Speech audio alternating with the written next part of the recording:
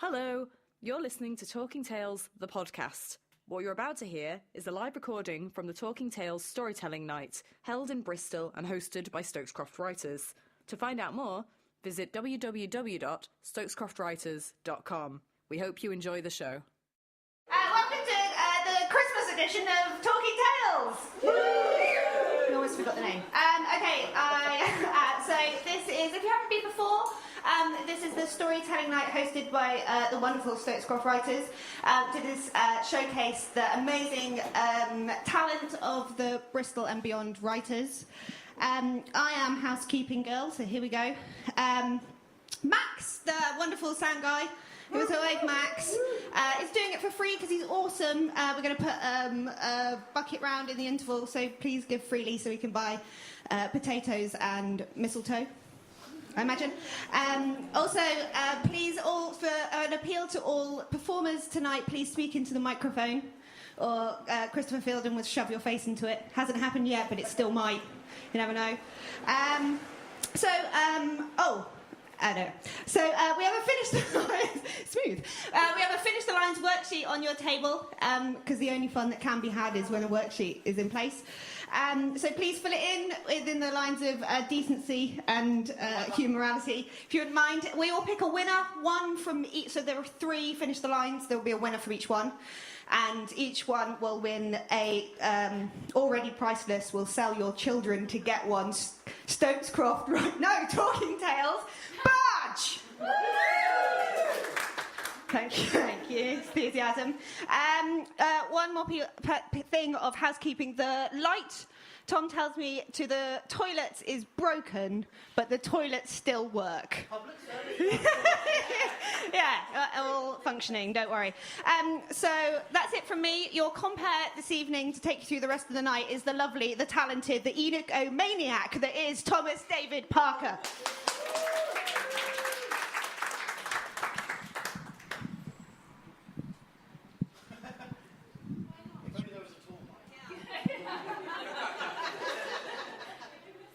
There was magic in the air that evening.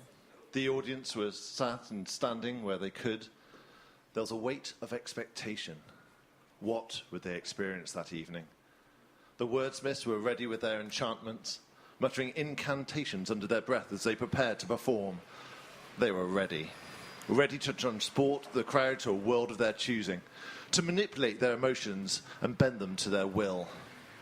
There'd be laughter that evening. And there would be sadness. Of those two, we could be certain. But would there be fear, or excitement, or hope, or dread? Maybe. Maybe there'd be a story that touched the heart. A new kind of love story. Not one of romance, but of friendship. Or maybe there'd be a horror story. One that chilled the blood and made the listeners squirm in their seats. Or maybe there'd be a story of pure imagination, so unique in concept and yet perfectly realised that the listener's view of the world would be permanently changed. The audience sat or stood and waited and hoped. Perceptions would be shifted, but to what extent and what would be the consequence? That evening, the audience would change. The performers would change. Everyone would leave that place slightly different to the person that they were before. The magic of stories will have done its work. But what would happen? How would it happen? The first performer approached the microphone and began to speak. And so it began.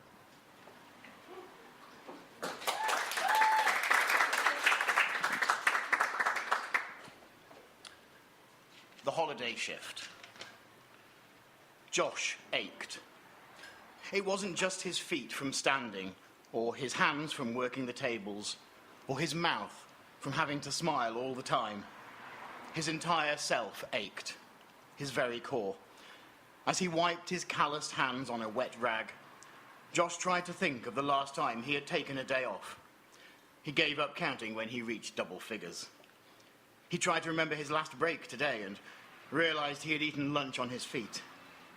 Behind Josh, there was a large pile of dishes, and as he turned and caught a glimpse of them, he sighed heavily, threw down the rag, and limped out of the kitchen. "Where are you going?" A growl from the stock cupboard to Josh's left snarled out into the kitchen. Dave, seriously, I've not stopped since whatever godless hour of the morning I arrived. I need to sit down. I need to just shut my eyes for just a moment. Managing a hotel was tough at the best of times, but the last few weeks had been particularly busy. David, large, bearded, eternally sour-faced, had owned the hotel for 9 years and struggled to recall the last time it was so relentlessly full. It wasn't just the holidays, it was worse. David looked at Joshua, tall and gangly, sweat dribbling down his unshaven cheek, eyes hollow with exhaustion. Fine, David rumbled more calmly. Take 10 minutes, come back with a better attitude. David knew it made no sense to let the staff think he was cutting them slack, but it also didn't help to have workers dropping in the middle of the restaurant floor. It didn't look good, and David had learned that this business was all about how things looked. Even if the last few weeks had been horrendously busy, David was not about to let his own standards drop. He had his reputation to consider. Josh left the kitchen with more haste than he'd managed all day. He needed a quiet room, away from the thronging masses of people all clamouring for more food, more drink.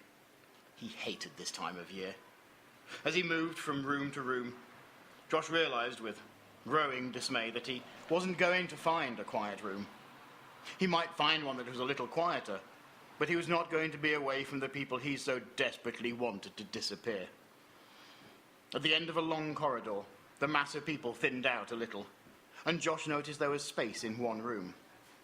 There's a small group of foreigners, and the locals were keeping their distance, glancing at them with suspicion from time to time, keeping their voices low.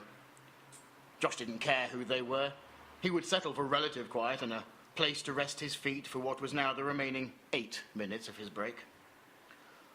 They're definitely not from this area, muttered a large ginger man.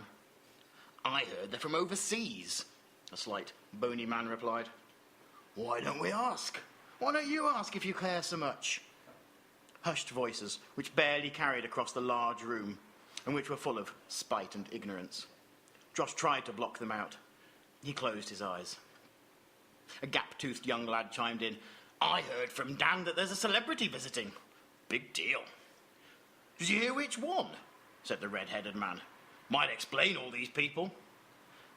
They saw Josh in the corner, his uniform in disarray as he tried to feign sleep. That man works here, doesn't he? Maybe he knows, sneered the thin man. Look at him. He's fallen asleep already. Lazy git. You there? With a deep sigh, Josh accepted he wasn't going to be able to pretend to be asleep.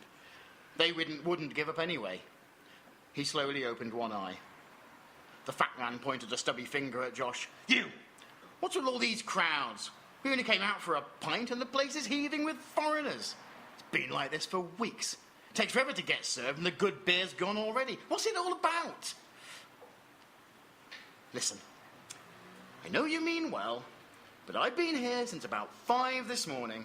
I've not stopped, I'm exhausted, I'm hungry, and I'm just trying to enjoy this really short break that is all my manager will allow before I get back to work. This is the quietest place I could find. I have no idea why it's so busy any more than you do. Josh's voice became more frenetic. Have you tried asking any of them, rather than the one person in here trying to get a moment's rest in what is otherwise one of the worst weeks of his life, Now either shut up or piss off, or I'll get the hotel manager to bar you. The group of locals scoffed at Josh's outburst and muttered obscenities as they passed the notably silent group of foreigners in the corner who, by this stage, had clearly heard the entire conversation. The foreigners, fortunately, either didn't understand the language or realised the wisdom in not picking a fight with a group of drunk locals and an exceptionally volatile employee. Josh closed his eyes again and tried to maintain some semblance of peace for the remaining few minutes of his break. There you are. Josh opened his eyes suddenly to see David glaring at him, cheeks reddening. Sir, sorry, He stuttered and stopped. It's been half an hour, Josh. I said 10 minutes. I've got people arriving all the time. I need you to sort out bookings. It's getting worse out there. I can't have staff sleeping on the job. Get it together. His voice softened. You'll at least get a seat at the desk to sit down. Josh rubbed his eyes, stood up, swayed a little as the blood rushed from his head and steadied himself against the wall. The foreigners had gone, and the room was full with more people that Josh couldn't place.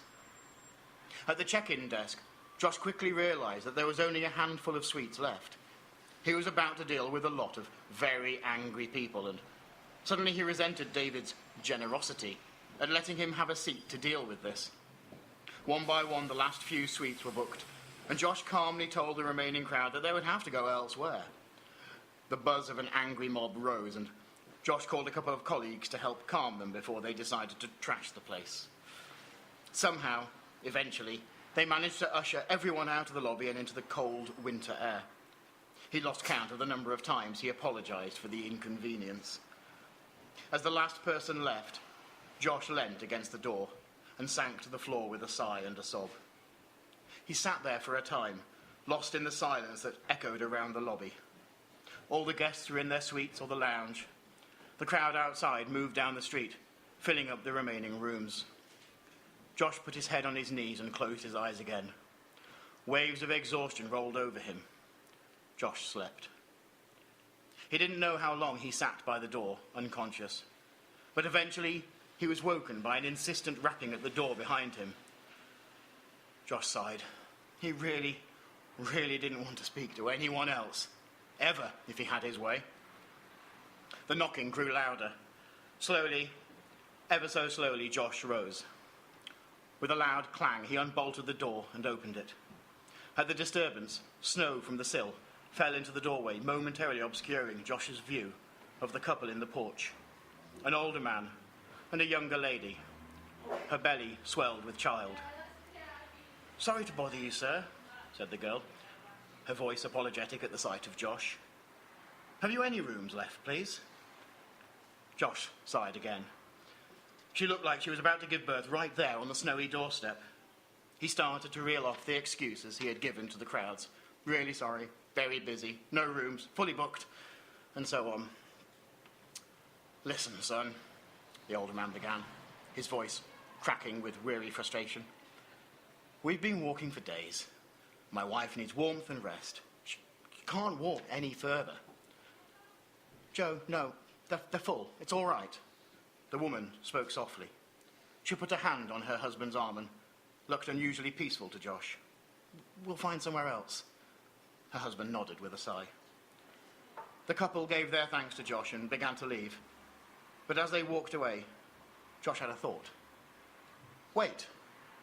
They stopped and turned, looking at Josh expectantly. "I've just turned away a big crowd. I'm sure they'll have taken all the other rooms in the other few hotels in this godforsaken town. I can't offer you a room. We don't have any at all. I wish I could, but..." Josh paused. This was a stupid idea. Idiotic. But it was better than the streets for a young pregnant girl, and for all his exhaustion and desire to just sleep, Josh couldn't turn them away. Something, somehow, prevented him. Go on, son. We'll take anything at this stage." "Well, we only use our own produce at this hotel. We stock and serve our own food. We don't buy it in, so there's a small farm behind the hotel. Livestock, that sort of thing. There's a barn. It's covered and it's warmer than out here in the cold. You could make a fire. There's hay for a bed. It's not much, but you can have it for free for the night." Gratitude exuded from the couple as they followed Josh down the alleyway to the side of the hotel and round to the back. Sure enough, past the bins and round a forbidding corner was a barn with a large field behind. With a flint from his pocket, Josh lit some firebrands by the entrance and proceeded through the barn, lighting as he went. He motioned to the couple to some hay bales in the centre of the room where they could sit and brought some more over that they could sleep on. Fighting through the exhaustion, Josh found a renewed strength as he built a fire to warm them. As they settled down, he disappeared and returned with some warm soup and hot tea. As he re-entered the barn, he saw that the animals already in there had moved in closer to the warmth of the fire, and Josh smiled. In the staff quarters above the hotel, despite his exhaustion, Josh slept fitfully that night. In the small hours, he woke with a start, to a scream and a cry. A blinding light shone out from the barn, and at first Josh thought it was on fire, but as he looked, he realised the light held steady before dimming to a glow. Silence reigned. And as Josh lay back down in his bed and closed his eyes, he smiled and fell asleep into a deep and peaceful slumber, unaware that, for better or worse, the world had imperceptibly but fundamentally changed.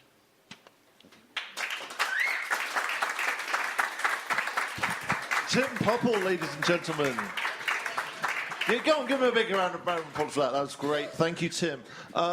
Tim, as well as being, I think you'll agree, one of the fine performers and writers of Bristol, is also the man in charge of Cannelloni and Gun. Those who don't know, it's an events company that arranges and pairs cult films with food. So ultimately, 3 of my favourite things happen once a month of seeing Tim, eating food and watching a film. Yesterday, the festive cult favourite of Bad Santa was paired with sandwiches. And next month, although it's sold out, there's the amazing pairing of Airplane with a choice of steak or fish. There's a possibility of a few tickets, so please look up Cannelloni and Gun, check their website, check Facebook, and if more tickets come available, do snap them up. They're amazing nights.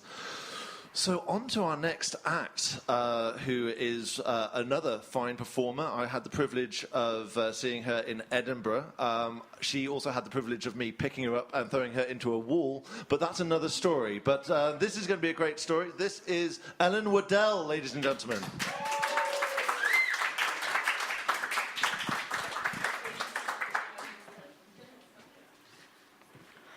So this is my Christmas list, an open letter to all my relatives. Dear all of my relatives, how are things? How was your 2015? Actually, don't answer that because I know how it was, because I have Facebook and so do you. Some of you, I'm looking at you, all of my aunts now, are oversharers on social media and have the uncontrollable urge to do hundreds of quizzes and frequently publish the results for all to see. So not only do I already know how your 2015 was, but I also know which one of your children you could live without. Actual quiz my aunt did on Facebook. Anyway, here is my Christmas list for this year. Please feel free to follow it to the latter, as I feel we should really work together to make sure my presents are as thoughtful and wonderful as I am. First item, socks. I would like you to buy me socks, lots of socks. Please buy me all the socks, not some of the socks, all the socks. Even though you have never seen me sockless or even heard me bemoan my lack of socks, you all must know how much I love having a never-ending supply of socks. That can be the only reason why you keep buying me socks every Christmas. You know that I don't just want to wear socks on my feet like some kind of average chump. No. I want socks covering each of my appendages, because I'm quirky. I want to wear socks on my ears, on my fingers, on my toes, and I curse God for denying me the luxury of a penis, because if I had one, I would most certainly clothe that big guy with a Christmas-themed sock. Mostly, though, I want to be unable to open the door to my house because of all the socks you have given me. Oh, and underwear. I want many pairs of underwear. I want to fill my house with underwear. I want to have to store my underwear in my microwave because my underwear drawer is full of underwear. Not sexy underwear, mind. Comical underwear, themed underwear, underwear with Times New writing on it, which announces hilarious things about my genitals, which have not yet learned to speak for themselves. I want beige underwear too, 3 sizes too big, so I can wear it outside of my coat in order to fuel my ongoing desire to become a pants-themed winter vigilante. Oh, and tights. More tights. Just so many tights that I could rob 1 million banks unidentified and have still not have run out of tights. All these things must be festive themed too. I want to stroll along the harbour side in July with reindeers on my feet and Santa's face covering my groin, whilst an elf plants on my legs with a well-placed ladder cascading down its cheeks that perfectly resembles a tear, which matches the tears on my cheeks as I die a little inside because I cannot live in my own house anymore because it has become a hovel for socks, pants and tights. Chocolate. Please buy me chocolate. Nice chocolate, like roses or chocolate coins which have started turning white in the middle. No one knows why this happens, but deep down inside we all know this is something to do with Nicolas Cage. But chocolate, all the chocolate. It's not as though I spent all year resisting shoving deliciously melty, wonderful chocolate in all my orifices, which has been greatly intensified in the run-up to Christmas. No, so frankly, what I do want on Christmas Day is to be confronted by my very own pile of sugary, gooey, serotonin-increasing kryptonite, which I will definitely be able to ration sensibly, and months of hard work and self-control will not go out the window. After all, if I am avoiding chocolate most of the year, why wouldn't I want an 8th-month supply in one go on one day when I'm drinking heavily? I mean, when we're watching Love Actually in the evening and Keira Knightley starts talking about her favourite kinds of cake, I can feel assured because she likes eating sugar too. Because she definitely eats cake, definitely and regularly. And no, I cannot just use willpower to resist the chocolate by hiding it in the bin or on the high shelf or behind the carcass of the turkey, because it will be looking at me. It's a Wonderful Life on DVD. Again. Please give me another copy to add to the 2 still-wrapped versions I already own. I have no idea what happens in this film. I have never received any information about this film, and I don't know every single element of the plot of this movie, despite never having seen it. I don't think it gets the credit it's due at this time of year, to be honest, and it never gets spoiled by best-of shows on Channel 4 either. Neither is it overrated, so please tell me how fucking magical it is again, and give me another copy. Please attempt to surprise me with things you think I might like based on things I liked when I was 15.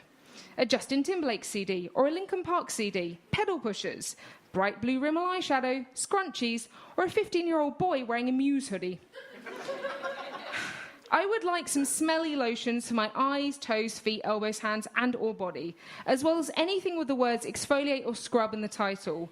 Though I have worked hard to fine-tune my shower routine down to 2 minutes and 34 seconds, time from this morning.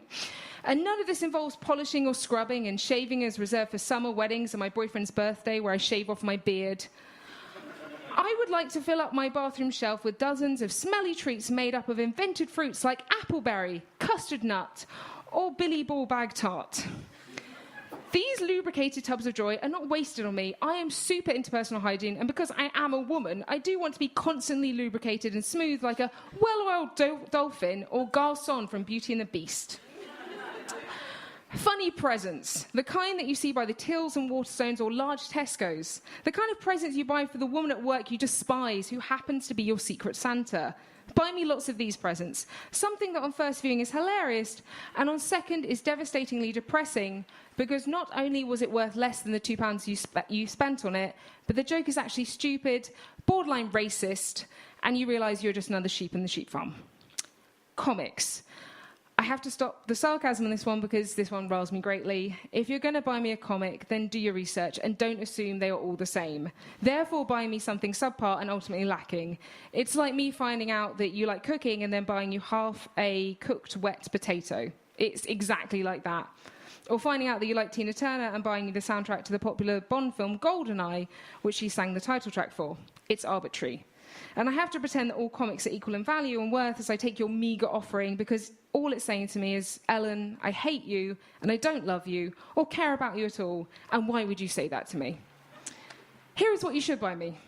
A Wilkinson's gift card, practical, a little different, and I'll spend it all on their pick-a-mix.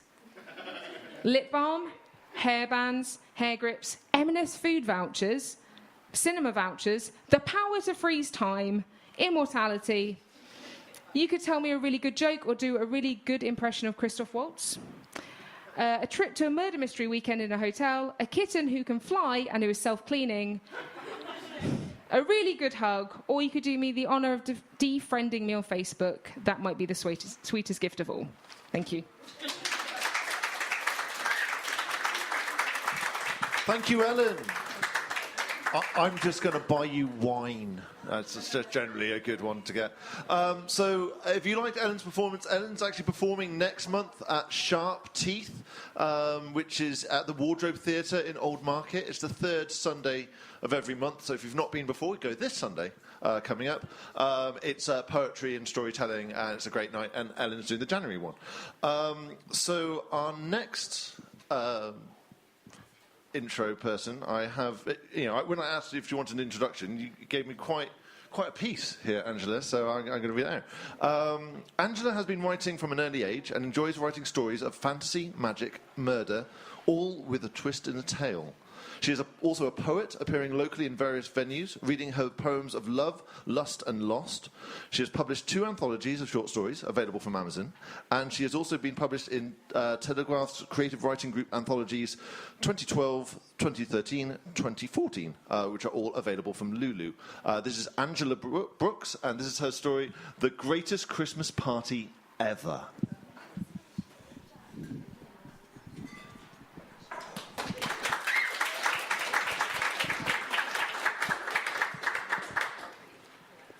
Right, before I start, I want to just let you know this is not a party that I have ever been to. Cross. The best Christmas party ever. It had been eagerly awaited, and at last the day had arrived. This year would be the best office party ever. In sales and marketing, known as S&M, Shelley was in love with Gordon. Gordon was in love with Jim. Jim was in love with Mrs. Baring, the new tea lady, and she was absolutely gorgeous, but she was in love with absolutely no one. Debs and Gloria, the longest-serving members of staff, kept close to each other and went along just hoping for a laugh. During the day, work took second place to the jokes and the banter going around, including Bob getting up an office sweep on who would get off with whom. Winner takes all. 5 o'clock came around slowly, and someone produced a large bottle of vodka and a packet of paper cups from the bottom drawer. Soon Snowball, the office junior, was photocopying her bum and passing the prints all around to anyone who cared to look. "Oh, please, this is so puerile." The whiny voice of George, the office manager, pierced the gales of laughter engulfing the room. "We are supposed to all be adults here. Now stop messing about. Clear your desks, and we'll meet in the canteen in, 15 minutes, where Mr. Fortescue Smythe has generously laid on a small reception for the festive season." He looked at his watch, peered over his spectacles at the rapidly degenerating group of staff, and sniffed. "Come on now, tidy those desks." Everyone opened their desk drawers and swept all the detritus and all the day's work out of sight. The female members of staff grabbed their bags and hurried into the ladies' restrooms to change into party gear. 15 minutes later, a glorious group of girls wearing glitter and feathers and very little else trooped in a giggling mass downstairs to the canteen. Tinsel was draped over pictures of the chairman, and balloons were pinned in the corners and the ceiling. Christmas crackers were placed on a table which held mince pies and small glasses of sherry. 1 glass, 1 mince pie per person. Behind a table was Mr. Fortescue Smythe, the MD, wearing a Santa hat and banging a gavel. "On behalf of the firm, I wish you all the compliments of the season. We will now be closed for Christmas and will be reopening for business on the 28th of December. Sherry and mince pies with the compliments of the firm. Enjoy." S&M quickly drank 2 glasses of sherry each, scoffed several mince pies, and hurried out of the building and across the road to the Mucky Duck, where a party was appearing in full swing with Christmas rock playing loudly. "Ooh, lovely," cooed the girls. "Happy Christmas." Several hours later, Gordon was happily entwined in Gloria's ample embrace, while she smothered him in lipsticky kisses and persisted in licking his ears. "Oh, you got such lovely lickle ears, Gordy, I can't help myself." Gloria slurred her words as Gordon, wearing his tie around his head like a cut-price Keith Richards in Pirates of the Caribbean, groped and prodded Gloria, who moaned and wriggled like a fish on a line. Jim sighed. He thought Gordon had sort of fancied him, but you can't always tell. Anyway, Jim sighed again and tried his luck with Snowball. Snowball had been drinking steadily since the vodka in the office, but showed no discernible effects. God, she could drink the lot under the table. She grabbed Jim as he tentatively moved his arm around his shoulder. Gasping for air 5 minutes later, Jim unlocked his lips from Snowball's mouth, surreptitiously checked his fillings, felt himself dragged to his feet and outside the back door. He felt a hand against his groin as Snowball whispered urgently, "Oh, come on, mate, we ain't got all night." Tugged his zip down, pushed his trousers to the floor. A few minutes later, Snowball sauntered nonchalantly back into the mucky duck, just ahead of Jim, who looked shocked and dishevelled. "Bloody hell, mate," he said to Bob. "She's keen. I think I've just won the sweep." "No, mate," said Bob. "We need a clear winner. You'd have to share it with me and Gordon." Jim stared at Bob. "You're kidding me, mate. She really has the hots for me." Bob smirked. "Take a look around, kid. Wake up. She's dishing out the Christmas cheer." A shout went up. "You're round, Jim," as Team S&M gestured to the barman. The drinks began to arrive. Someone suggested shots as the party grew wilder and noisier. Just as Mrs. Baring, the tea lady, was about to complete her striptease demo, the door of the pub swung open. In marched Snowball, grinning happily, dragging behind her a familiar figure.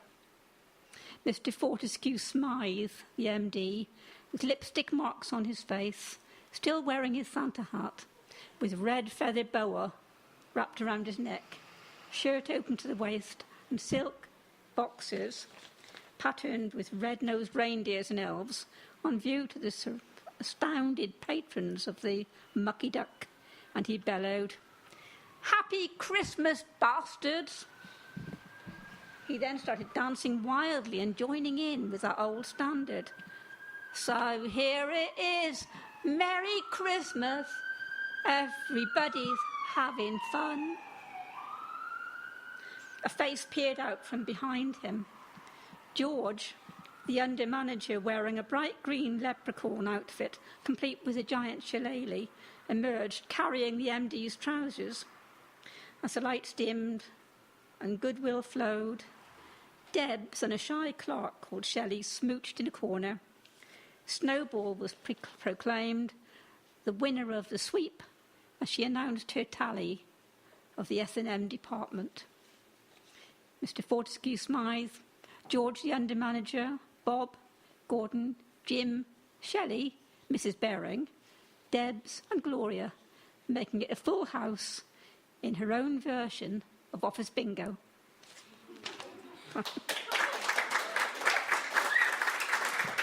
Thank you, Angela. Okay, so that concludes the first half.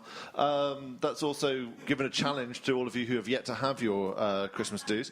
One thing I forgot earlier, which I must apologise to Ellen for. Ellen has just started releasing her own cards. I would say they're festive, but they're not. So they're every occasion cards, and I absolutely love them. So she will be selling them. If you want to sort of see her, she's just over by the bar. But there's some that I think you might need around this year. So, for example, sorry I got drunk and was a bit weird. I'm not normally like that. I'd had a long day. Sorry I was sarcastic. No, really. Dear racist in the office, that thing you said was racist and no one cared for it. Please stop being racist. From your co-workers. And to my last single friend, if we're both single by the time we're 40, shall we get married and have babies? Yes, no, weird. Okay. So they're £2 each, I believe, Ellen. And yes, Ellen has copies if you'd like to pick some up. If you think you've got that in mind, if you're going to use some of those, we all probably will. And they're available. Now we've got 20 minutes to have an interim, so be back in your seats by 8:30. We will be running around collecting up to finish the lines, so if you haven't already, please scribble away some things, and then the Stokes Croft Writers shall read and judge, and we shall come back with some winners. And yes, and I was just getting to that, Christy, but she's so keen because for an extra special Christmas gift, we have a musical guest to play us through our intermission. A lovely man who goes by Tremolo Ghosts. Can you please welcome to the stage, and he'll be playing us through the intermission. So welcome, Tremolo Ghosts.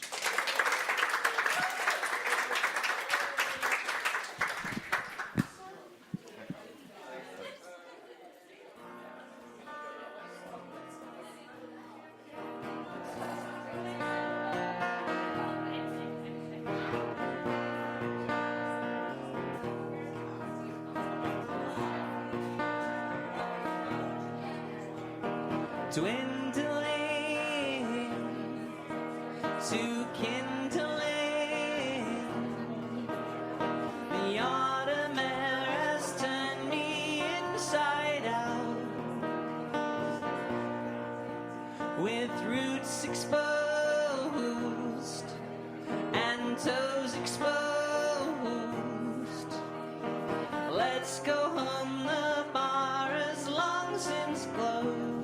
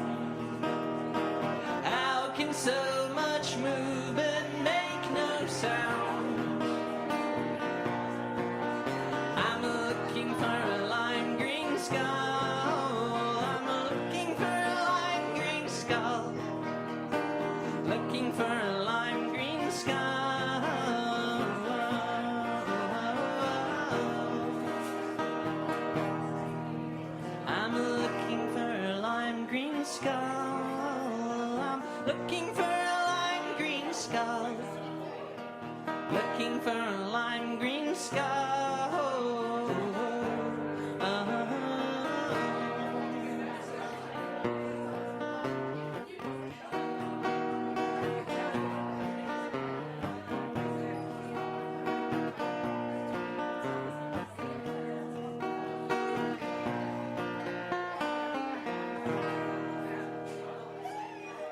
Thank you. Could I be a real diva and ask Dave to get, or someone to get me a glass of water? You're right in my eye line and I know you, so... I mean that Dave. If anyone else is called Dave, they don't have to. I'm going to play a Christmas song now. It's based on a Charles Causley poem that was set to music by show of hands.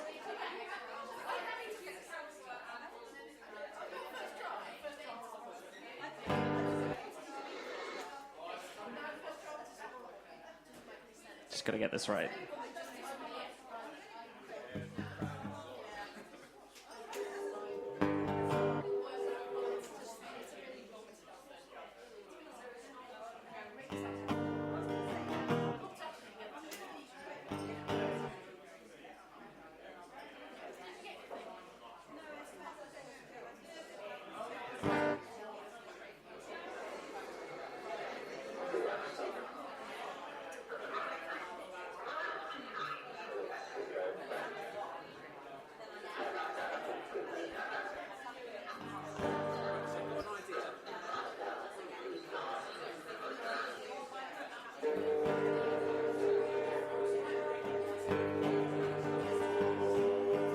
Who's that knocking at the window?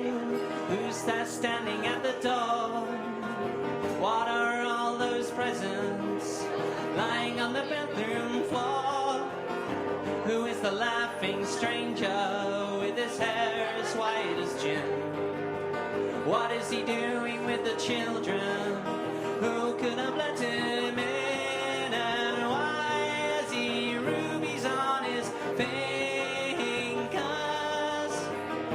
A Christmas crown on his head. Why, when he sings his sickly carol, does the salty snow run red? Why does he ferry my fireside like a spider on a thread? His tongue is made of a fuse box and his arms of gingerbread. Why does the world before him just melt in a million suns? Why do his yellow eyelids burn like saffron buns? Oh, watch out when he goes a-walking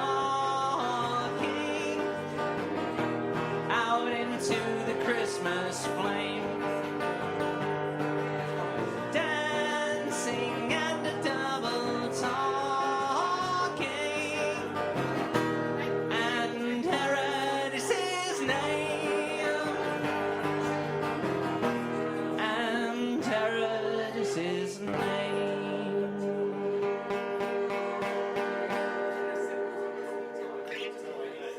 Thank you. Okay, I guess I'll do one more and then that's interval over. What shall I do? This is a song called Drug Bugs. It has a meaning behind it, but it's really gross.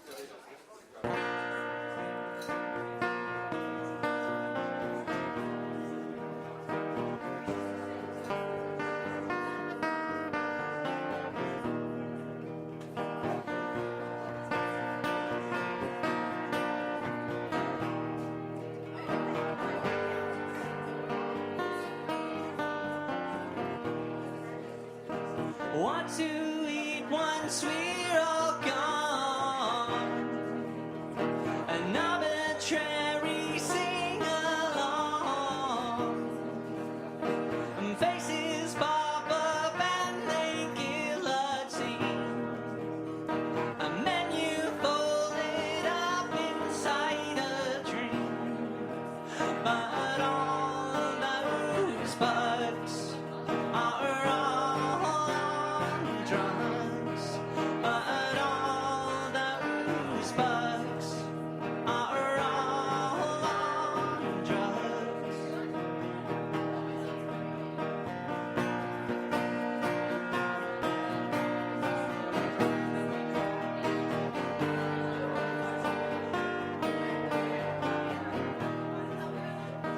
I'm inside a rented video, and wind me backwards till it's time to go.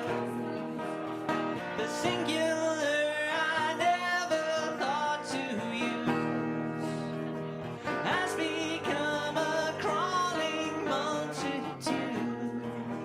But all those bugs are all on drugs.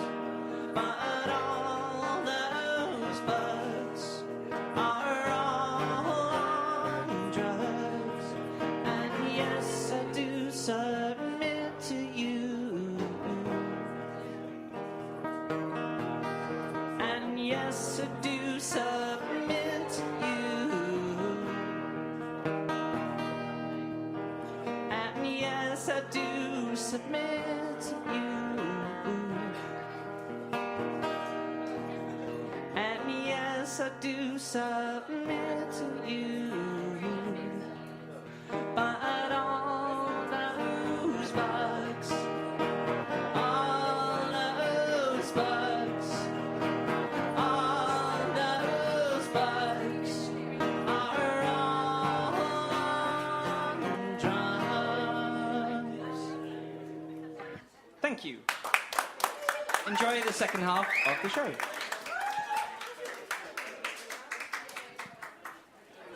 Okay. Hello, everyone. Has everyone got a drink? Has everyone got nicotine? Has everyone got empty bladders? If not, hold it. Okay. So we have some Finish the Line finalists. I'll need your help in choosing the winners, so I'll be asking for whoops and hollers and cheers and shouts in a moment.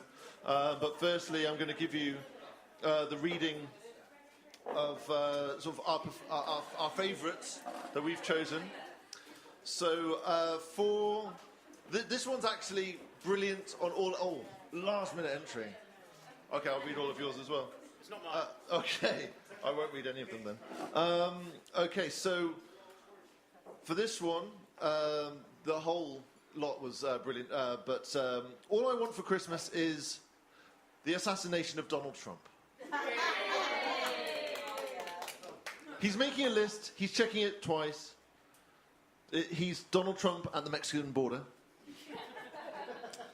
'Twas the night before Christmas, and all through the house, not a creature was stirring, not even Donald Trump's hairpiece or his limp, sad, flaccid, tiny, decrepit penis. I thought it was very apt.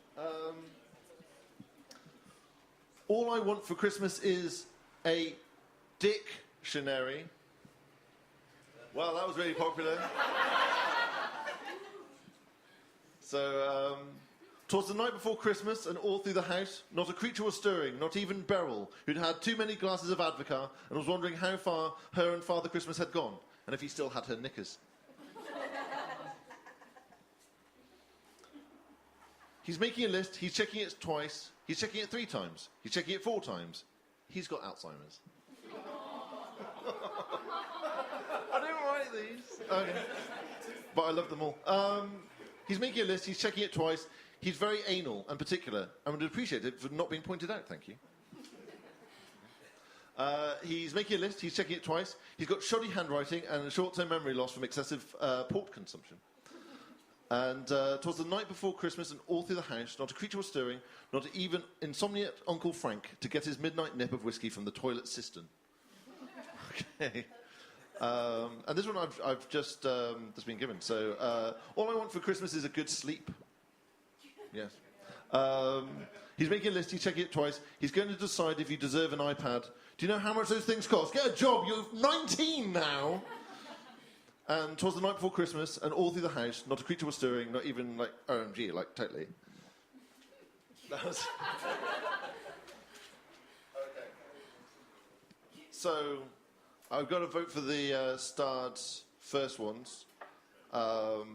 Actually, no, this one's pretty good. I'm going to read this one as well, even though it wasn't starred by the rest of you. I don't care, I'm voting. All I want for Christmas is Tom Selleck, the Magnum era. Still my beating heart. Okay, so we're going to vote for some number ones.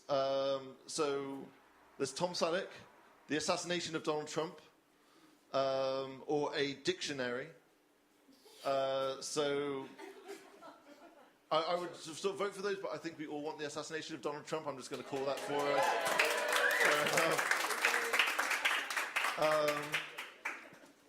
I just like from the room.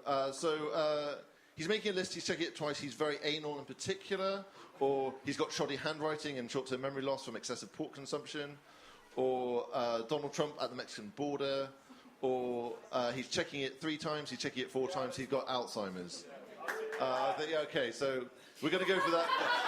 Being that's the only one that people were actually nodding and smiling at. Okay, so, so the Alzheimer's, yay! Yay for Alzheimer's, woo! It was very supportive. That was the 4th time you've cheered for that. That's all I'm saying. Okay, and 'twas the night before Christmas, and all through the house, not a creature was stirring, not even Donald Trump's hairpiece and his flaccid penis.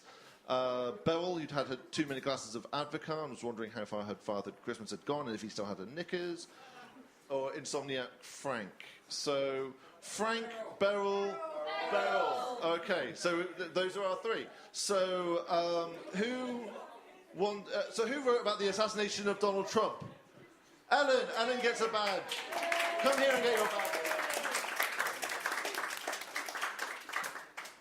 You have one, you're a double badge winner tonight. Very nice. Who wrote about Alzheimer's? Ah, Andy, very well done. There are. Okay. And we know who wrote about Beryl, but considering she organises the event, she's not allowed to have another badge. So there we go. So, on to the second half. Thank you for sticking around. I can only apologise for my hosting. We have a lovely gentleman next. We have one of the organisers of the Bristol Festival of Literature and also the editor of Far Horizons magazine. They published one of my stories, so they're brilliant and very tasteful. Please welcome to the stage, give a huge round of applause for Pete Sutton.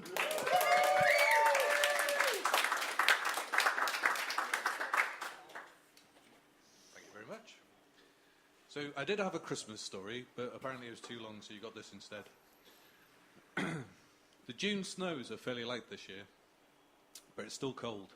It's always cold. I'm out checking the traps and the fishing hole.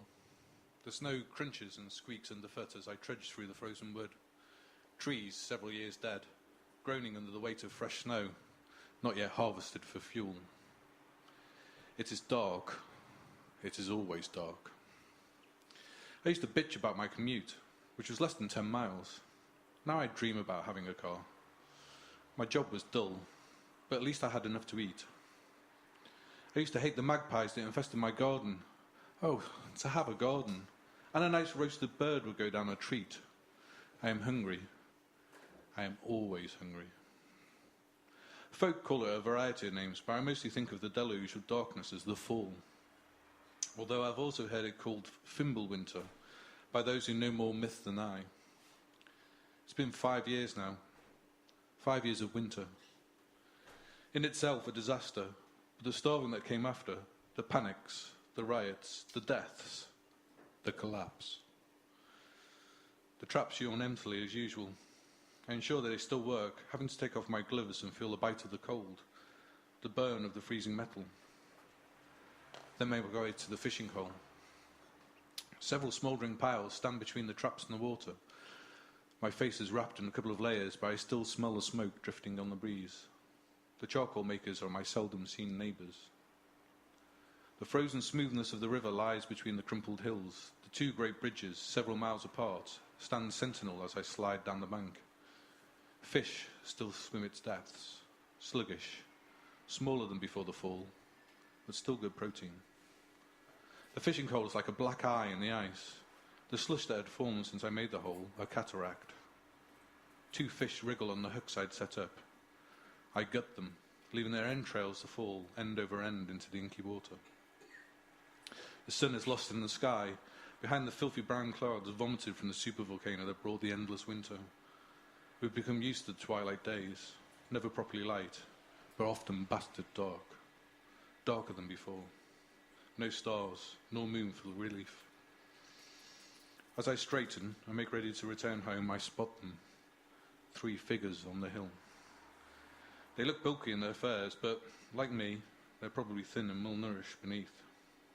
I grip my club, which in older times and across the sea would have been called a shillelagh.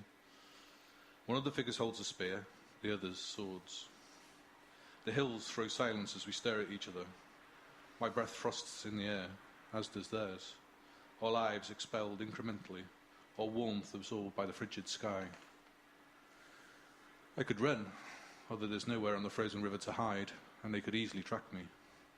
I could fight, but there are 3 of them, and they look better armed than me. And potentially this is how they live, by rapine and slaughter. I could give up, but there's no guarantee that they'll leave me alive.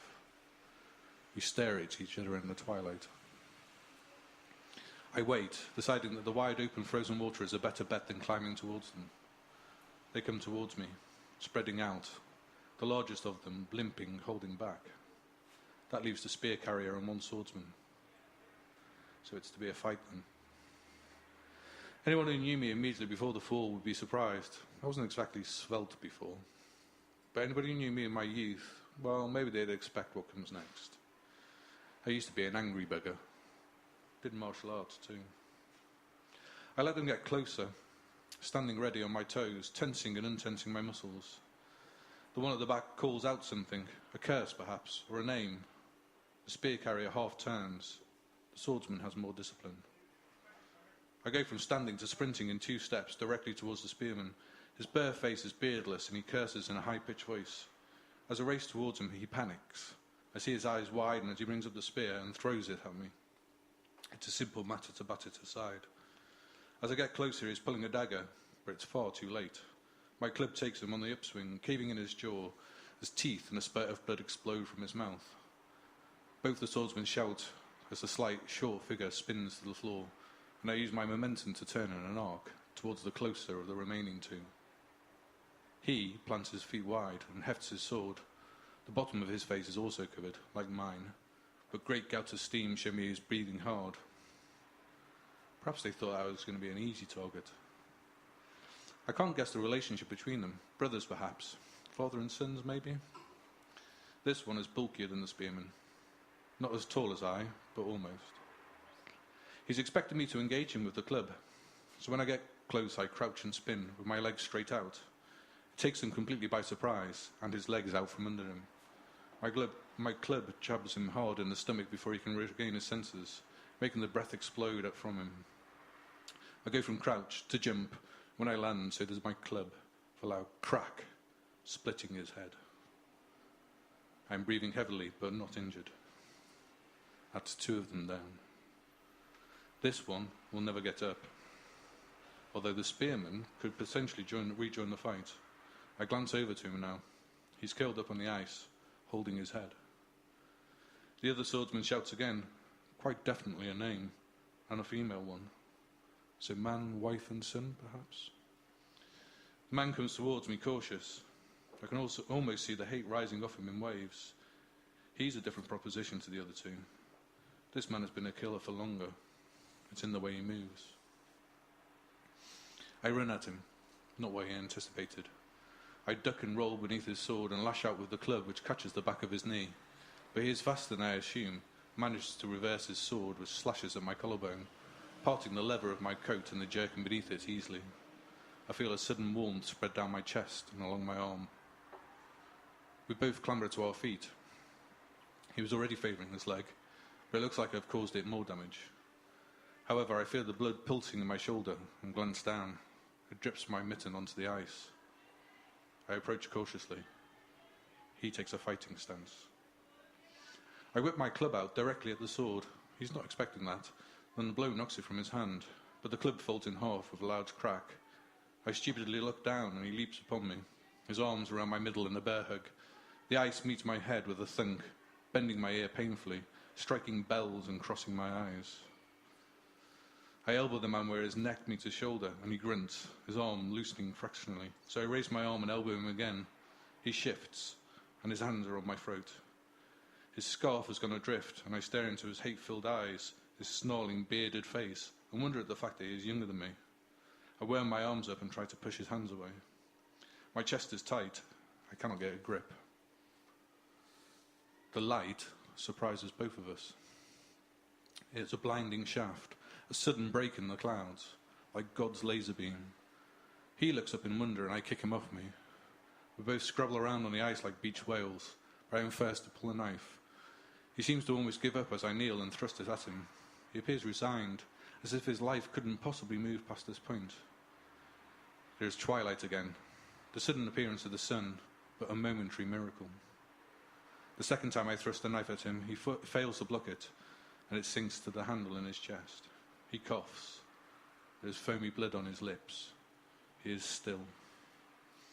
I collapse on top of him, and just have the strength to roll over. I'm dizzy. I'm worried about blood loss. There is a lot of blood on the ice. Another sudden shaft of light bathes our tableau. The blood glistens. The ice glitters. The knife glints. It feels good to have the sun on my face again. I close my eyes, and there is a rose-coloured glow. I'm glad the sun is back. I'd forgotten just how beautiful it was. I'll just rest here for a few minutes, I think, in the sunlight. Thank you.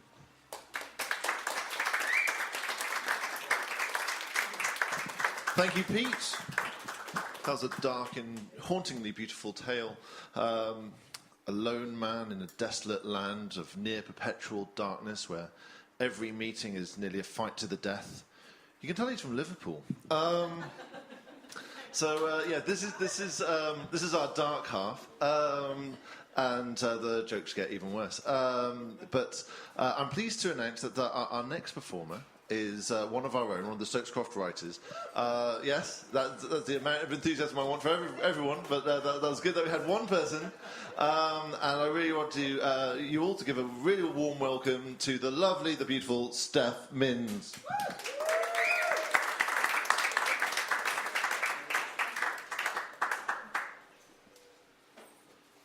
Bloody Christmas. That's what Mum always called it anyway. Bloody Christmas. It was so much hassle. She said, Christmas of '93 really was a terrible one. It had started with Mum losing it on Christmas Eve when she and Dad had a blazing row and she chucked a frozen turkey at him. Anyway, he was floored by the turkey, smashing his head into the door frame. Dad was badly concussed and had a fractured skull. Of course, Mum had to stay at the hospital. She was convinced he was at death's door. So my younger brother, Ben, and I were packed off to Granny Brent's. She came sweeping into the waiting room in a battered canvas coat, wellies and long, wild white hair, which gave her the appearance of a mad witch. We didn't see her often, as she lived a few miles out of town. Get in the car, boys. Mind you sit on the plastic and don't touch the gun, she said. There was a shotgun across the back ledge of the rusty Volvo. Gran explained she'd been shooting rabbits for the pot earlier and hadn't expected to get a desperate call from Mum to keep us overnight. As we sped off down the dual carriageway out of town, Ben asked, Will we have Christmas turkey at your house tomorrow then? I won't promise turkey, Ben, but I do have a lot of old chickens and we could maybe sacrifice one for Christmas Day. Ben looked at me, his eyes wide with horror. Where did you think roast dinners come from then, numpty? I tormented him. Streetlights finally vanished behind us and the car bumped around as Gran wrestled it down a dark, rutted track. I vaguely knew the house, but guessed Ben wouldn't remember it, as he'd been really young when we'd last visited. Wow, it's big. Granny lives here all on her own, Ben whispered to me. Yeah, Grandad died years ago, but she still keeps some animals. Mum says, anyway.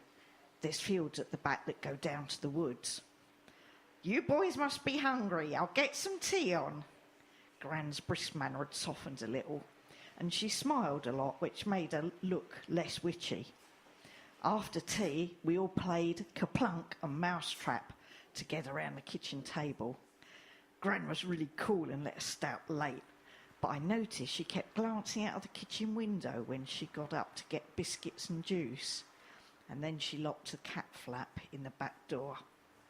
Mind you don't go outside during the night, and don't you unlock that cat flap, even if the cats are scratching at it to get out. They can use their litter tray indoors tonight.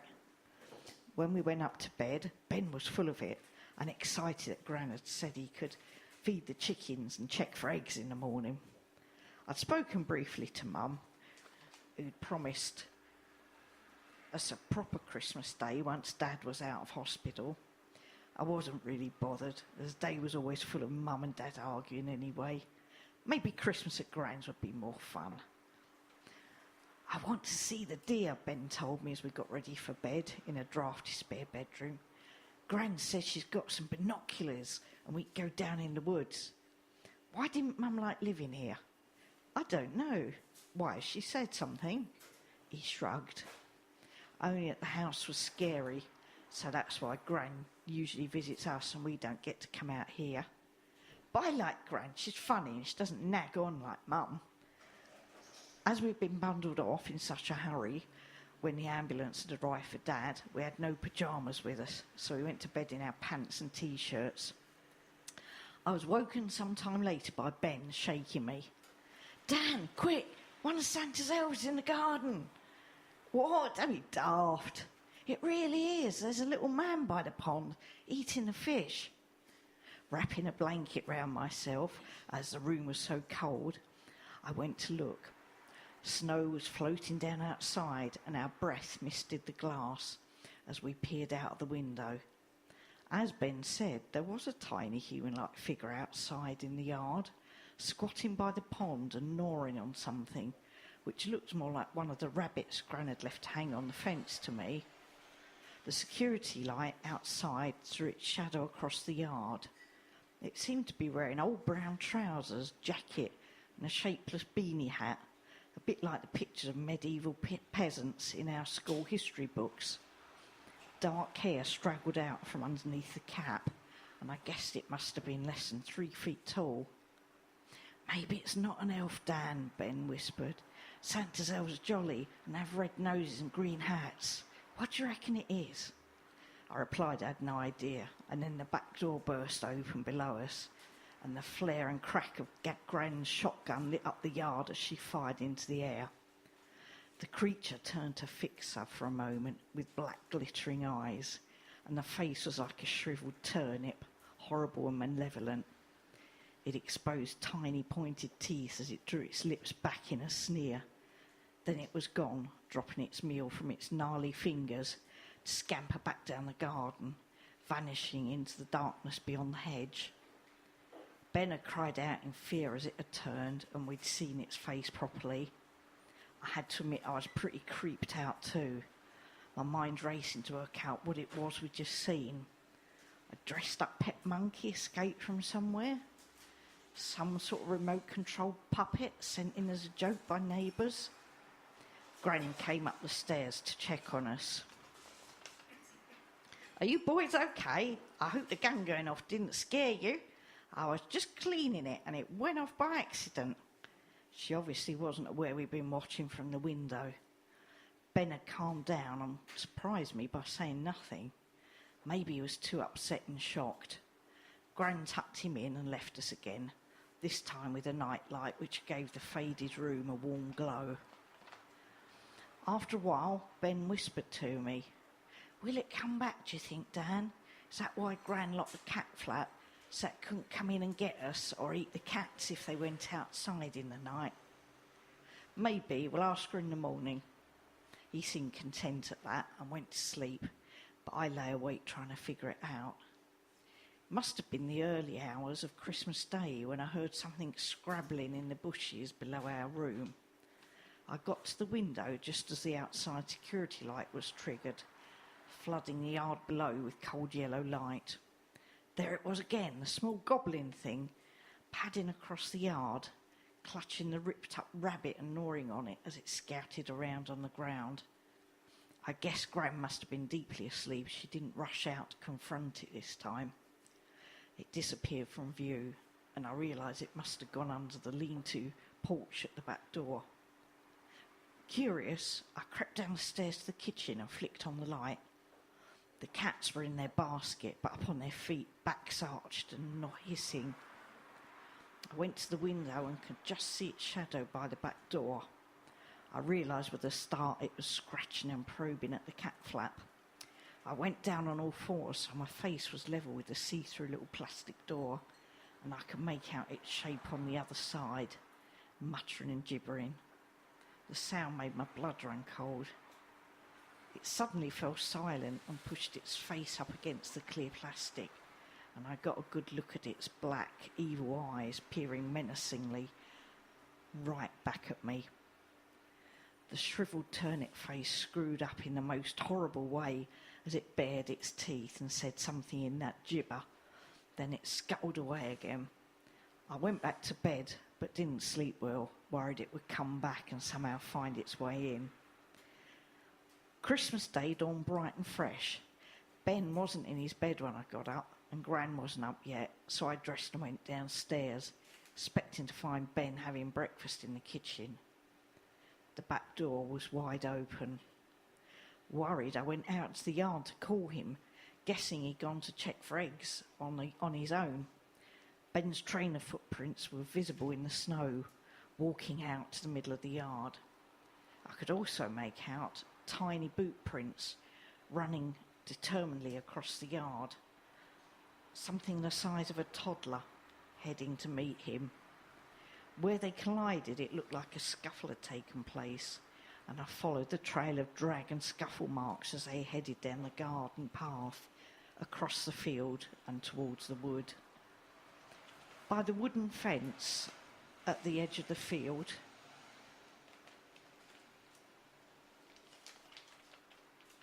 got it, the snow was churned with blood, and scraps of bloody orange cloth were snagged on the top rail, parts of Ben's favourite T-shirt that he'd worn to bed.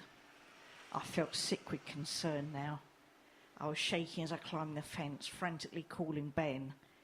I stepped on something and stooped to look at it, jumping back when I realised it was a small beanie hat, just like the one the goblin thing had been wearing. There was also a clump of ratty straw like dark hair on the snow. Ben had put up a fight, but where was he now? I ran back to the house to rouse Gran. "A goblin's took Ben," I shouted, as I shook her awake. "That thing you shot at has got him and dragged him into the woods." Her face drained of all colour and she blinked at me. "Oh, God, no, Dan. Go back and keep looking while I get dressed. I'll be with you in a minute." I did as she asked, and 10 minutes later she was beside me with her shotgun. We both stalked the woods, desperately calling Ben. The trail through the snow ended abruptly at a large mound in a clearing, and Gran let out a horrified cry. "It's taken him into the fairy realm, the evil fae." "What's a fae?" I asked, baffled. Gran was close to tears and suddenly looked 100 years old, her face haunted. "There are many creatures share this world with us, Dan. Some good, some evil. That one always comes on Christmas Eve, and I call it Jack Frost. So far it's only cost me the odd chicken over the years, but now this." "Maybe you should have shot it dead last night," I ventured. "I don't know if they can be killed, Dan, but I wish I'd tried now." The police arrived and made a thorough search of the wood. I overheard one of them telling Gran they found a chewed child's finger in the snow near the clearing. She started crying and I felt sick again. Ben was never found and Mum blamed Gran. Ben was listed as another missing child, suspected abducted by some pervert or weirdo. I've never had the courage to tell Mum about what I saw in the yard that night, but I suspect she may have had some idea. That's why she was so scared to go back, even as a grown-up. Gran sold the farm soon after and moved into an old people's masonette in town. I visit sometimes, but we never speak of Ben. Okay.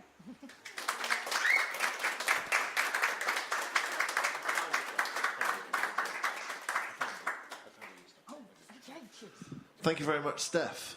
I'm sure we're all full of the Christmas spirit now that we think of younger siblings being taken away. It's a beautiful, beautiful thing. Steph has got actually quite a fantastic 2016 to look forward to. So for those who do like short stories and like buying anthologies, Steph is everywhere next year. If you like the horror, if you like the gothic like I do, you've got stories in Strange Vacations and Detectives of the Fantastic, both through Horrified Press. You've got a story in Inkstains, which is available through Dark Alley Press, and you've also got an alien horror story in Attack of the B-Movie Monsters, the Alien Encounters edition, by Grinning Skull Press. So you're just everywhere, Steph, and we love your stories, and we love to see what you come up with next. So festive. So on the horrible, dark, festive theme that we have for this second act, I'm very pleased to have a good friend of mine, a professional author and wonderful founder or co-founder of Bristol Con, the science fiction and fantasy convention in Bristol. Her new book, Spark and Carousel, is doing very well, and I recommend you pick up a copy. Please welcome to the stage the wonderful Joanne Hall. Thank you.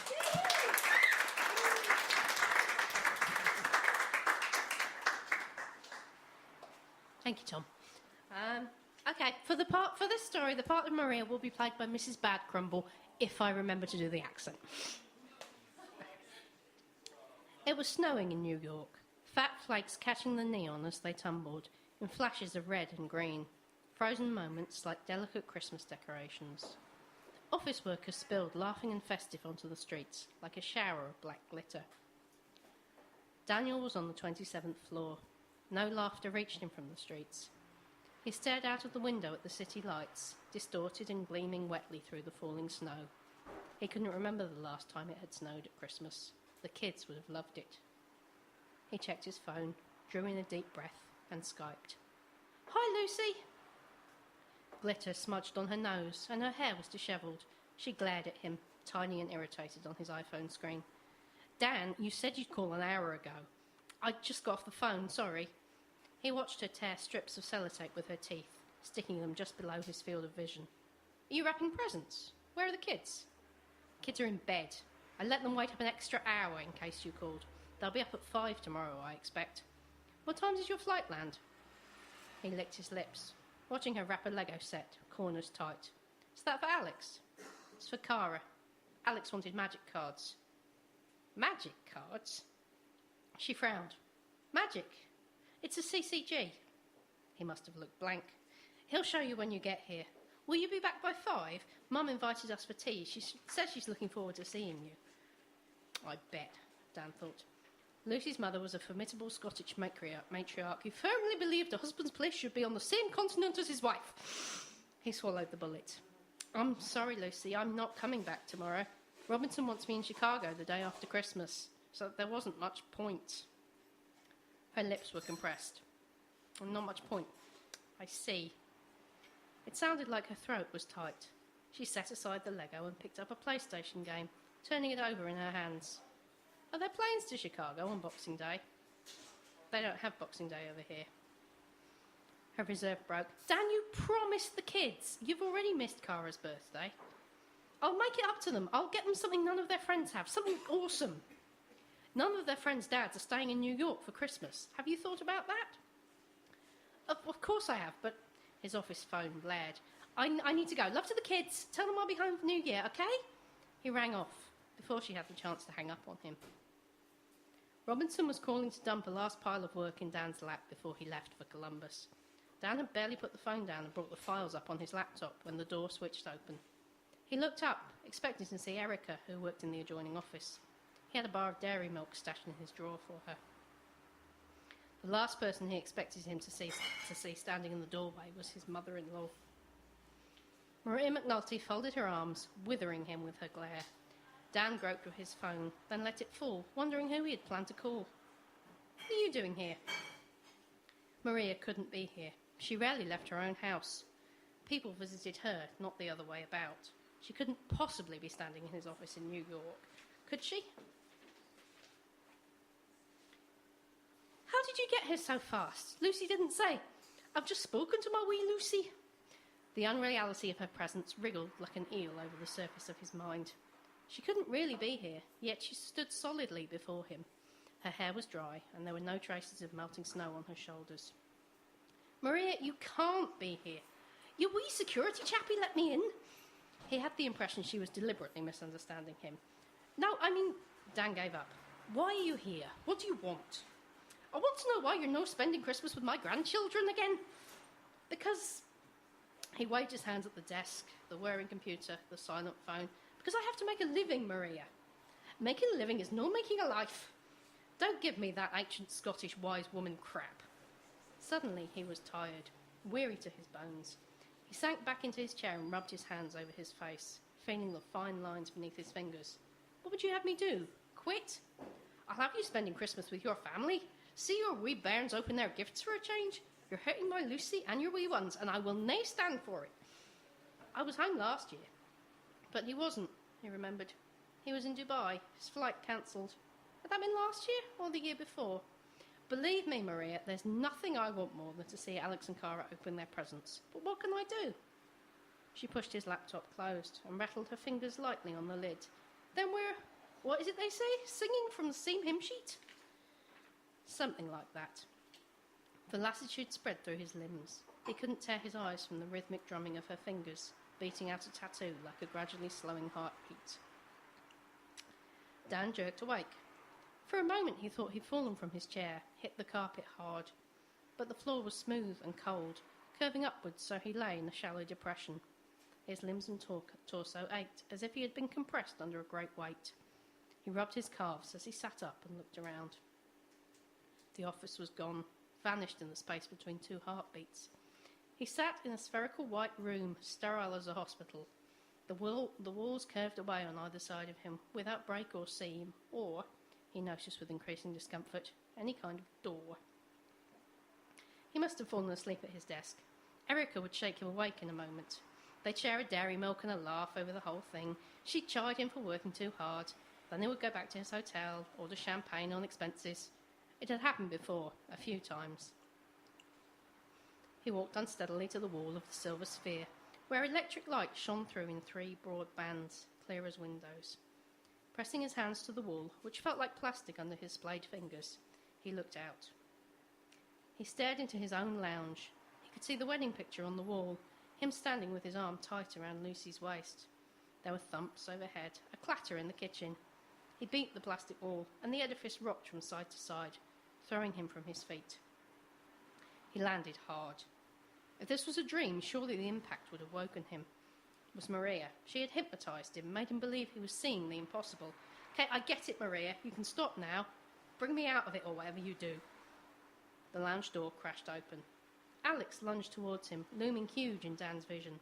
He stumbled backwards with a yell, his prisons swinging wildly.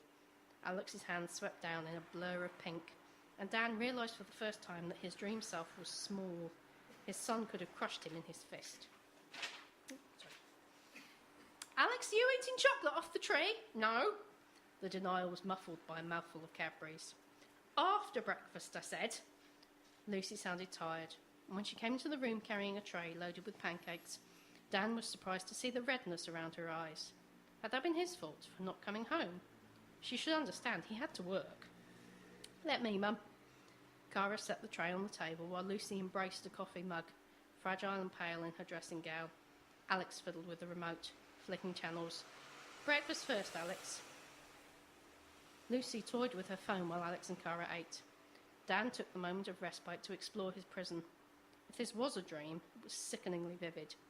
If it was something Maria had done, he wouldn't put anything past that old bat. Her own mother had allegedly cursed the woman who stole her cat. He had dismissed that story as rambling, but now he wasn't so sure. Through the clear plastic, he saw greenery below him, and below that... It took a moment to work out what he was seeing. Wrapped gifts the size of boulders, and he realised at last where he was.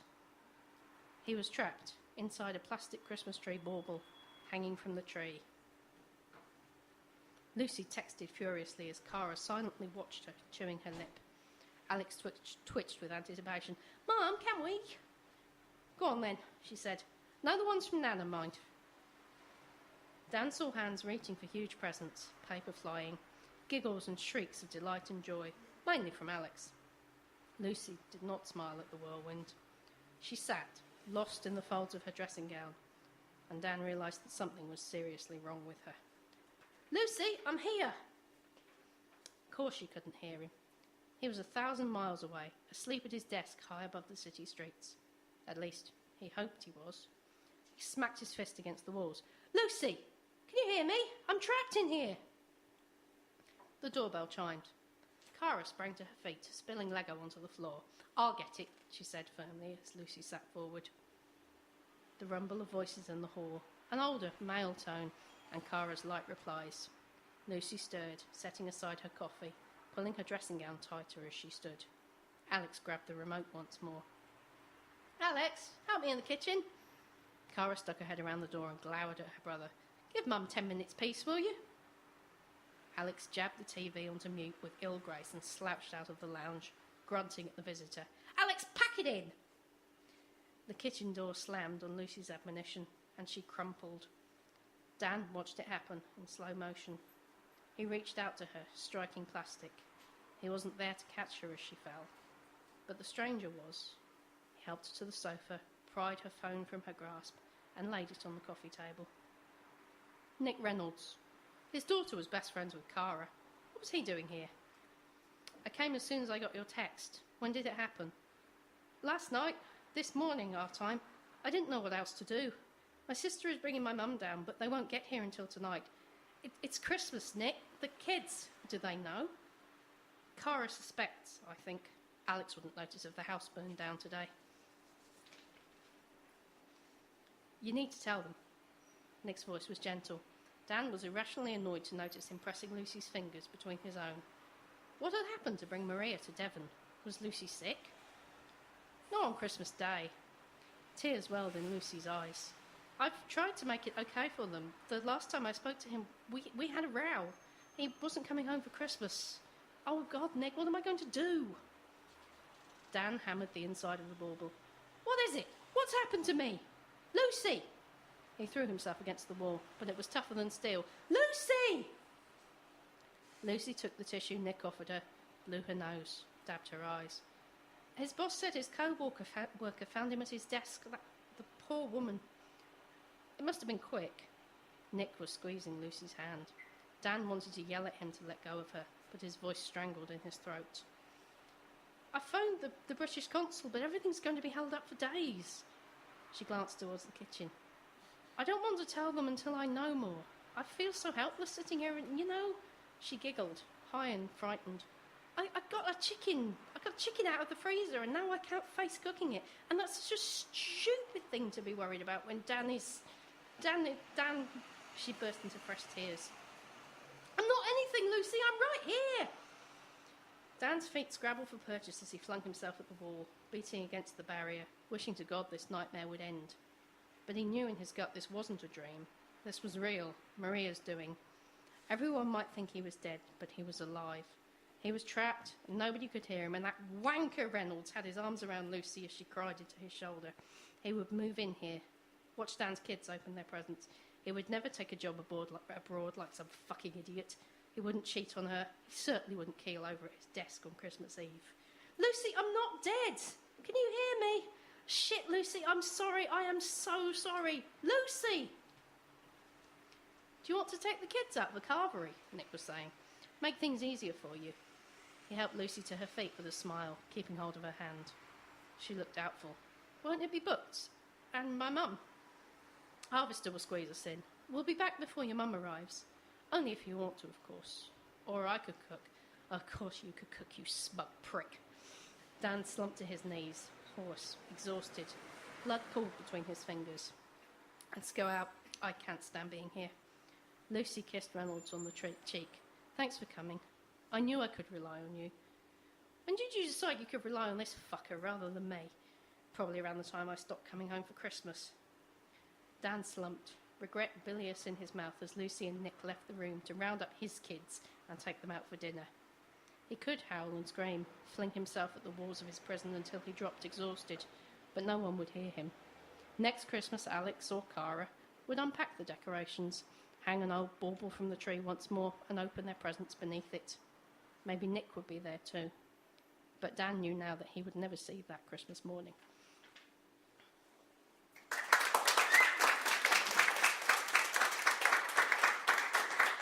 Joanne Hall, ladies and gentlemen. And Joe's got a story in Fight Like a Girl, an anthology of female authors with battle scenes coming out in March. She has form in this area after being Grimdark Magazine's Battle Off winner for the battles in The Art of Forgetting, another great book of Joe's that I fully recommend you check out. Now, on to our last performer. I thought after having a few slightly darker tales, we'd get something uplifting. And it's from our newest member of Stokes Croft Writers, the wonderful Mark Rutterford. Before we get to, I just want to sort of say that when I contacted Mark to say, right, we need an uplifting story, he does these great, uplifting, heartwarming stories. I love hearing Mark speak. He goes, oh, yeah, I've got one called Snow. And I'm like, brilliant. And he goes, it's about a dead guy. I'm like, oh, fuck. But despite that, I think you'll enjoy it. He's always good value. He's always amazing. And you will absolutely raise the roof with your hands now together. Put them together, please, for Mark Rutterford.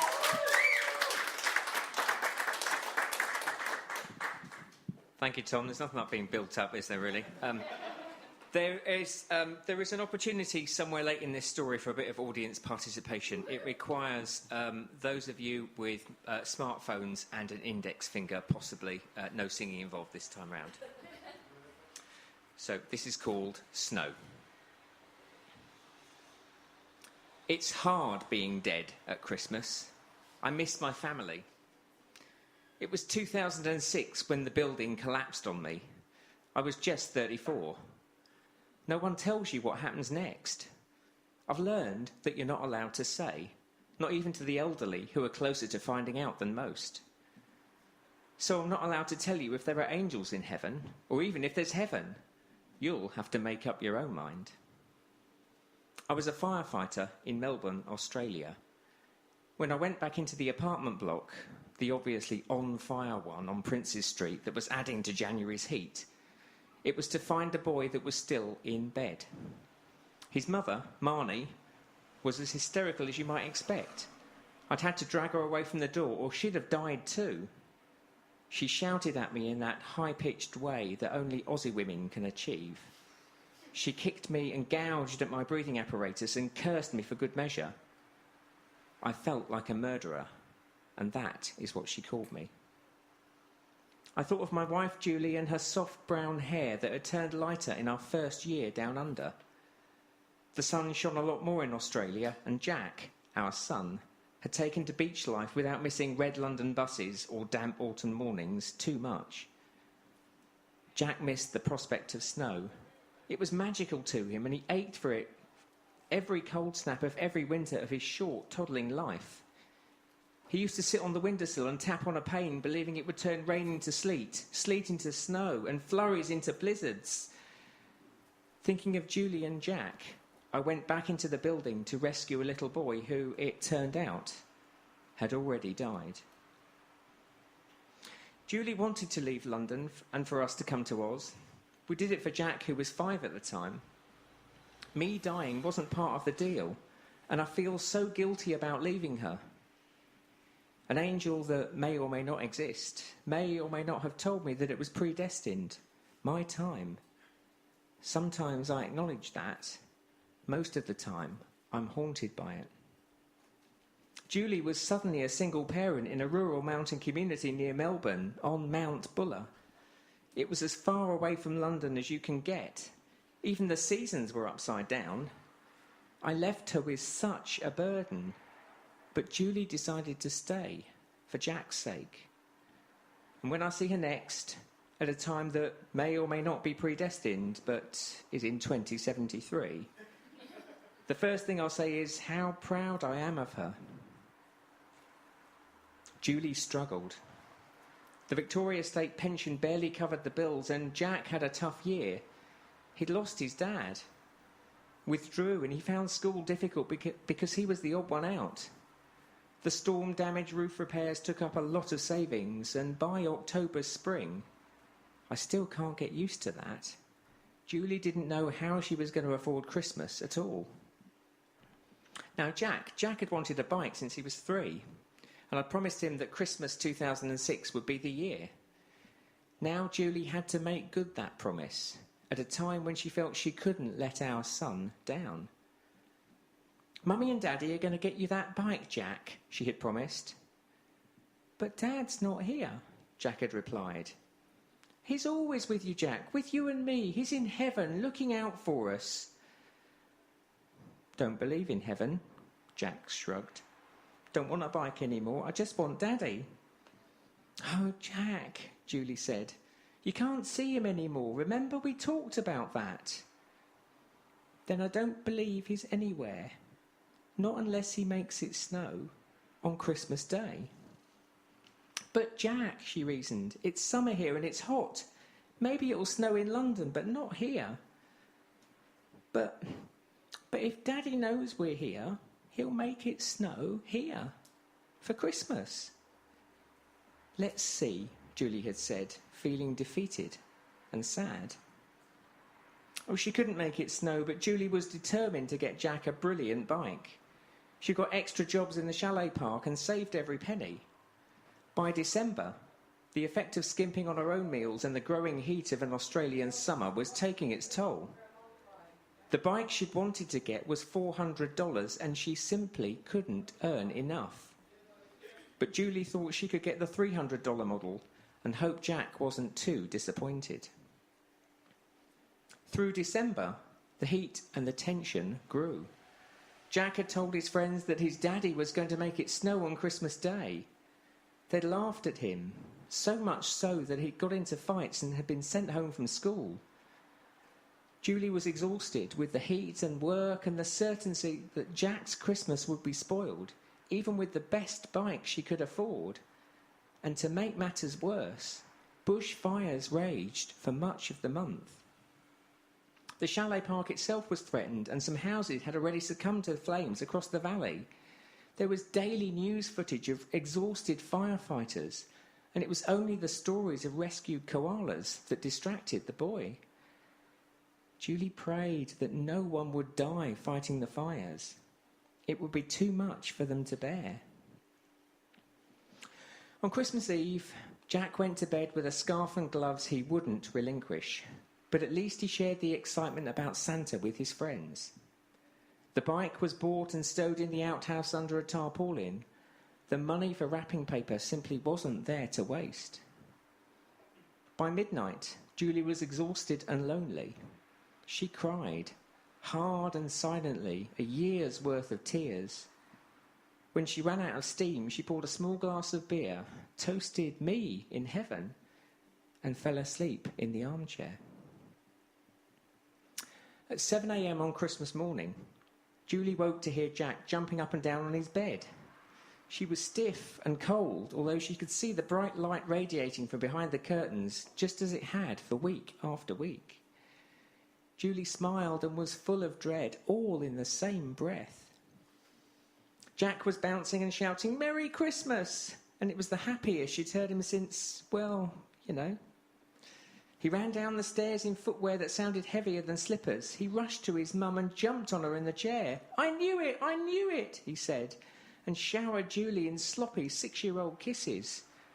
He knew that Santa had been, that the reindeer had nibbled the carrot she'd left, and he smelled of the chocolate placed in his stocking. But Jack had his coat on over pyjamas, and he wore the scarf and gloves. But before Julie could say anything more than Happy Christmas, the boy had run to the kitchen door and slammed it behind him. Julie stood up. With a crick in her neck she would feel for the holidays. She stretched and went to draw back the curtains. And you won't believe what she saw any more than she did. So, as it's time for me to go and for you to prepare for Christmas, I'll leave you with some homework. You decide if you believe in heaven. Any heaven, one that works for you. You decide if you believe in destiny and angels. I never did, but I do now. And so did Jack and Julie. What convinced them both was that the bushfires of 2006 were stemmed on Christmas Day. There was rain in Melbourne and much relief for a besieged community after 3 weeks of hell endured by its fire department.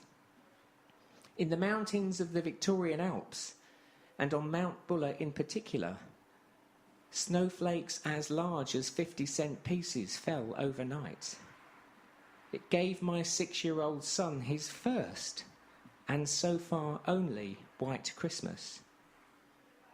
Oh, I know you won't believe it. Unless you go to Google and type in Melbourne shivers at Christmas. Then you just might. To his Melbourne mates, Jack will always answer to his nickname, the Snowman. We're going to laugh about it when we see each other next, but I've had a word with an angel who said that's not for a lot of years yet.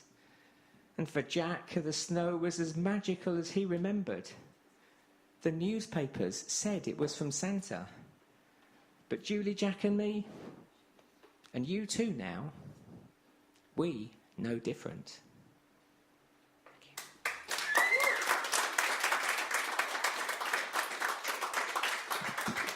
Thank you, Mark. Oh, he always delivers, doesn't he? Okay, well, that's it. That's all from us. I guess we all now go home and we all pray and we all go to bed with gloves and boots. And just if we all wish extra hard, that rain might still be rain, but a little bit colder. So I just want to say thank you to all of our performers tonight. Individually, I'll go through. So for the Nativity remake, Tim Popple. For her materialistic demands, Ellen Waddell. For the thinly veiled office confession, Angela Brooks. For the childhood flashback, Pete Sutton. For the sibling revenge fantasy, Steph Minns. For the ex-partner revenge fantasy, Joanne Hall. And there's always a silver lining with death, Mark Rutterford. I've been Thomas David Parker, you've been fantastic. We will be having some more music from our wonderful, Owen, and I've forgotten what your folk name is. Give it a shout. That guy. No, okay, no one knows. Owen, introduce yourself when you get up here, that'll probably be good. We're very professional, that's why we're free. Anyway, thank you very much for coming.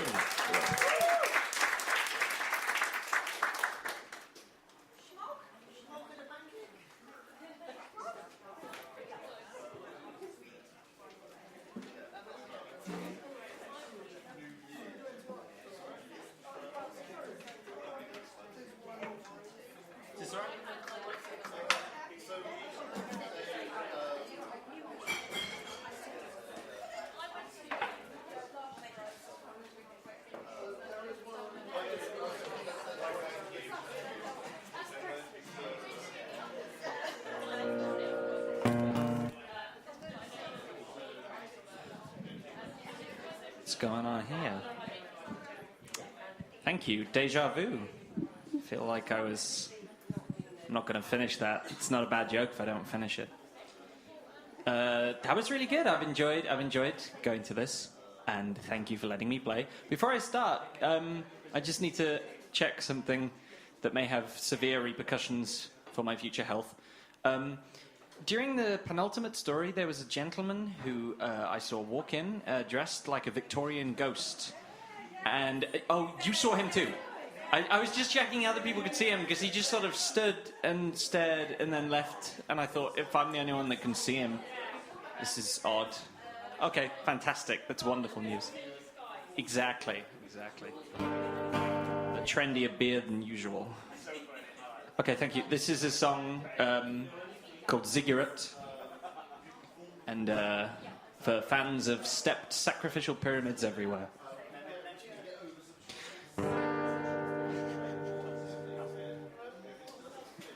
The pyramid was steady, but I wasn't ready.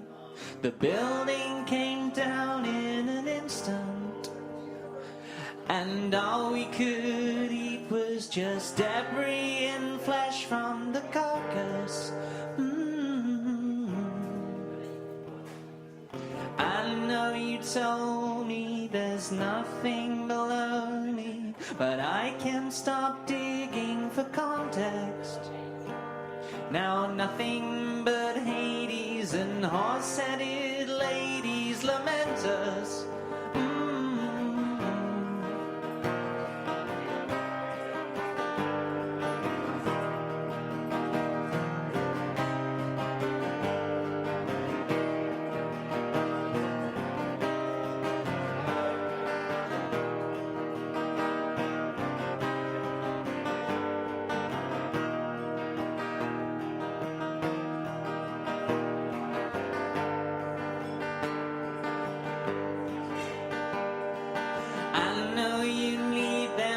Double and screaming and making those shapes without mention. You may feather and Tommy, but you and whose army will make us? And the people are missing their lips for the kissing, with gums roaring red like a ruby. They were coughing up diamonds rejected by for defects. Oh, they were swallowed up and gone in an instant. They were swallowed up and gone in an instant. They were swallowed up and gone in an instant. They were swallowed up and gone.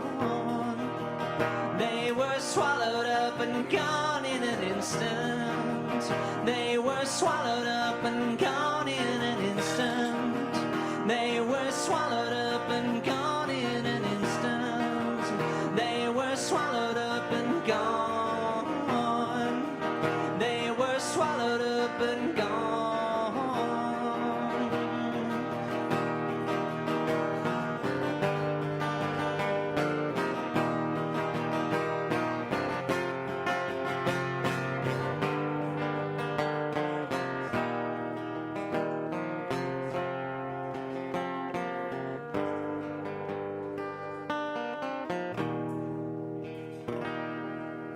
Thank you. I was afraid because I did a Christmas song earlier, and I was afraid it was going to be a little out of tone because it's a sinister Christmas song. And then I played it, and then the second half there was loads of them, so that was good. This next song is an ode to a former job I had. It's called Fuckers.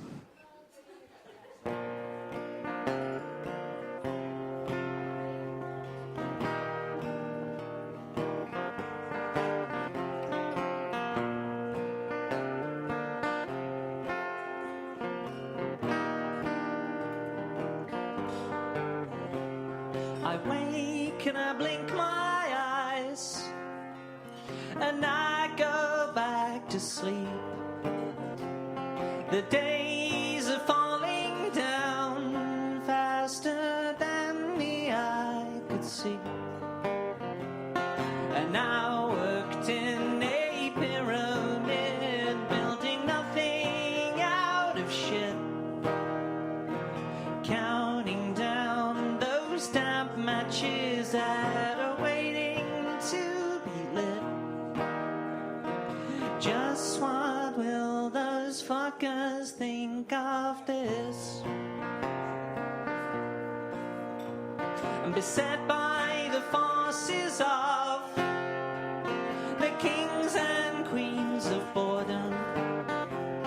At 5 o'clock we say fuck off to all our disappointments, and my glass will catch the light of an awestruck Sunday evening, and I'll turn around and I'll drink it down just as everybody is leaving, just as everybody is leaving, just as everybody is leaving, just as everybody is leaving.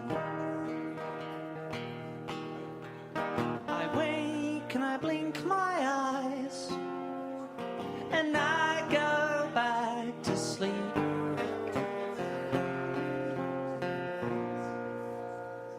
Thank you. Thank you very much. This is my last song, and I've enjoyed playing for you. And thank you for, people who put it on and all the usual. This is called Radiation Man.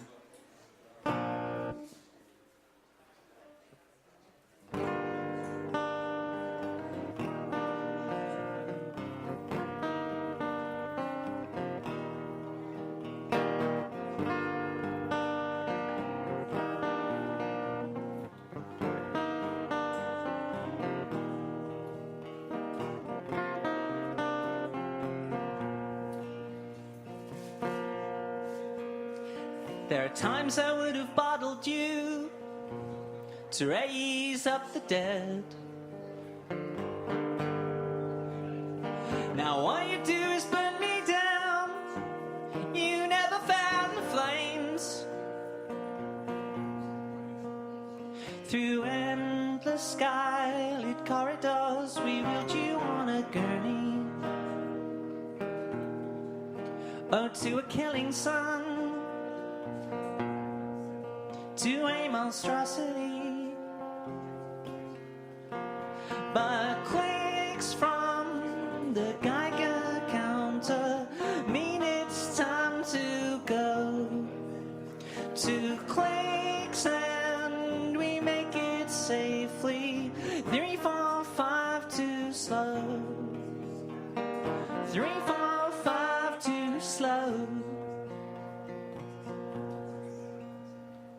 Show me what's inside of you, those tiny brittle bones.